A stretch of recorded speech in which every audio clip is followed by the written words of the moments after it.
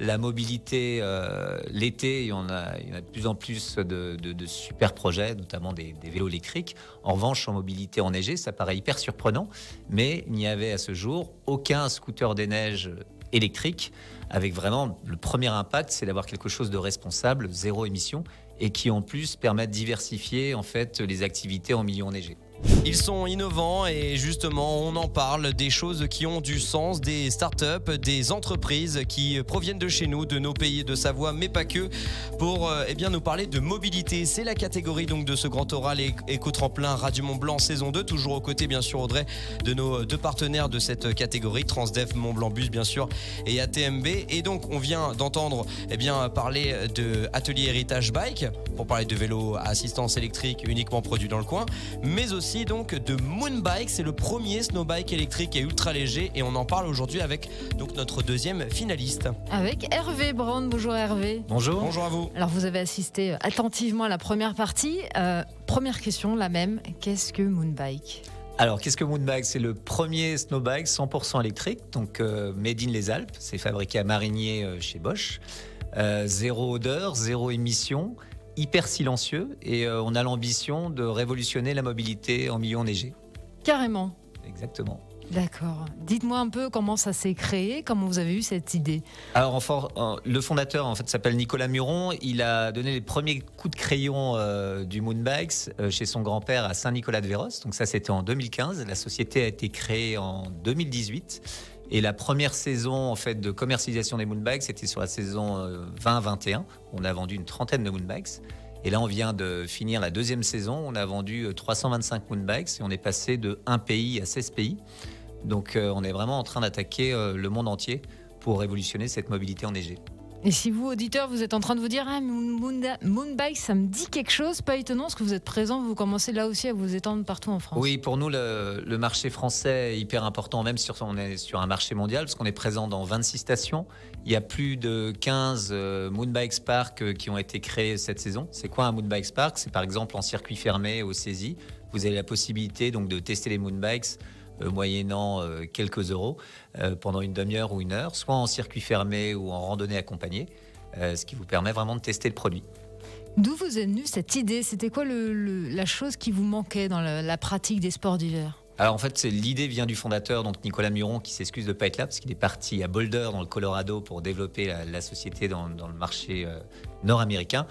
Son idée était très simple, c'est de voir, et c'est le bon exemple de ce qu'on vous a présenté juste avant, la mobilité l'été, il y en a de plus en plus de super projets, notamment des vélos électriques. En revanche, en mobilité enneigée, ça paraît hyper surprenant, mais il n'y avait à ce jour aucun scooter des neiges électrique, avec vraiment le premier impact, c'est d'avoir quelque chose de responsable, zéro émission, et qui en plus permet de diversifier en fait les activités en milieu enneigé.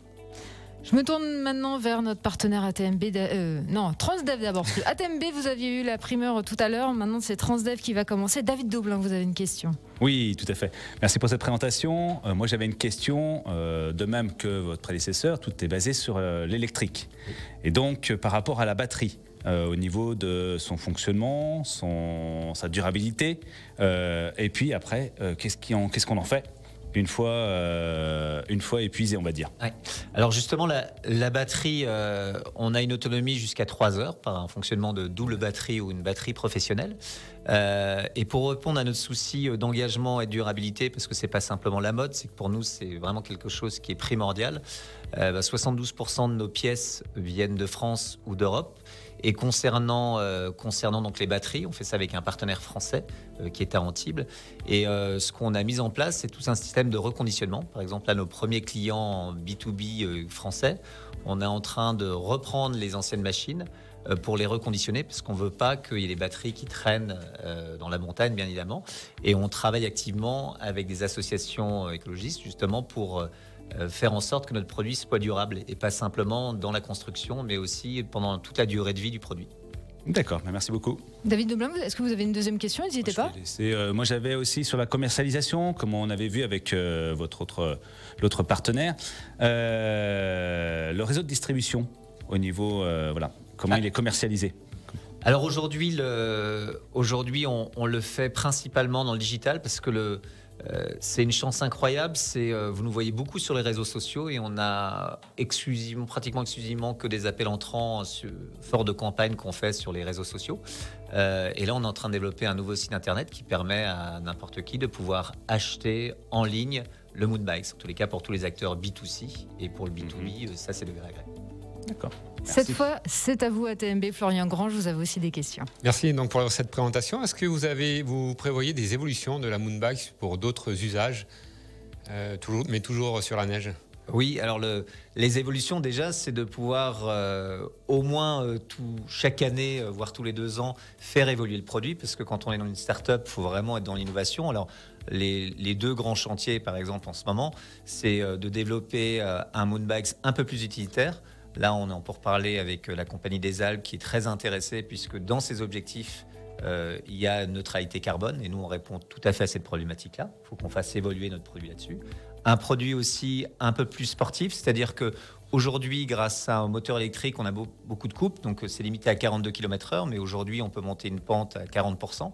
On aimerait pouvoir monter une pente équivalent piste noire. Voilà 2 évolutions qu'on va mettre en place dans les prochaines saisons.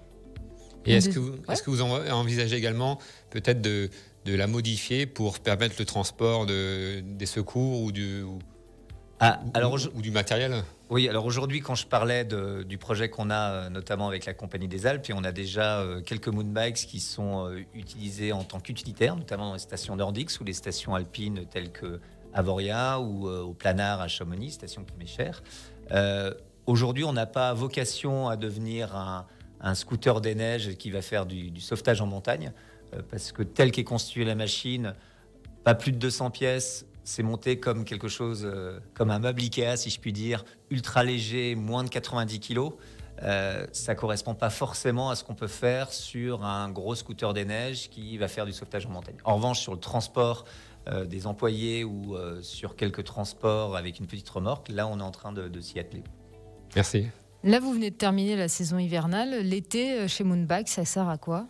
Alors, on a 2 marchés. L'été, ça commence dès la fermeture des stations. C'est de avril jusqu'à octobre, où c'est notre marché B2B, donc principalement en France, parce que c'est typiquement tous les acteurs, j'en parlais, des stations de ski, des domaines skiables qui font leurs achats à ce moment-là. C'est tous nos clients, et ça c'est notre grande fierté, qui recommandent soit de nouvelles Moonbikes pour élargir leur parc, soit qui souhaitent ouvrir de nouvelles stations. Donc là, c'est la première période. Et puis après, bien évidemment, la période hivernale. Très bien. Eh bien, écoutez, je crois qu'on a fait le tour de nos 2 finalistes de cette catégorie mobilité. Nous avions Xavier Vernier pour Atelier Héritage Bike et puis Hervé Brand pour Moonbikes. Merci à vous 2 d'avoir été là ce matin. Puis nos 2 partenaires, Florian Grange, chef de projet innovation et développement chez ATMB, et David Daublin, directeur de Transdev Mont-Blanc Bus. Merci à vous 2. Merci. Merci de nous avoir accompagnés durant ce grand oral Radio Mont-Blanc Éco-Tremplin saison 2, on le disait, donc catégorie mobilité. Et peu importe la catégorie, vous pouvez bien sûr réécouter tous ces grands oraux directement sur radiomontblanc.fr, sur nos réseaux sociaux. Comme ça, vous pouvez fouiner un petit peu sur les projets de chacun, peut-être aller voir leur site internet et surtout élire celui qui a été votre coup de cœur. On invite bien sûr tous nos auditeurs à se manifester et à faire partie du panel auditeur, parce que vous aussi, vous avez un poids pour choisir l'avenir et peut-être même donner une onde de choc aux grands industriels, parce que ça passe par là la transition énergétique, ça passe aussi par la mobilité douce comme on en parlait, et donc vous pouvez vous aussi vous manifester via le standard. Audrey, vous pouvez nous appeler ou alors vous nous envoyez un petit message sur les réseaux sociaux, on vous répondra. Vous dites je veux faire partie du panel des auditeurs et du coup vous aurez le choix de désigner le coup de cœur du public.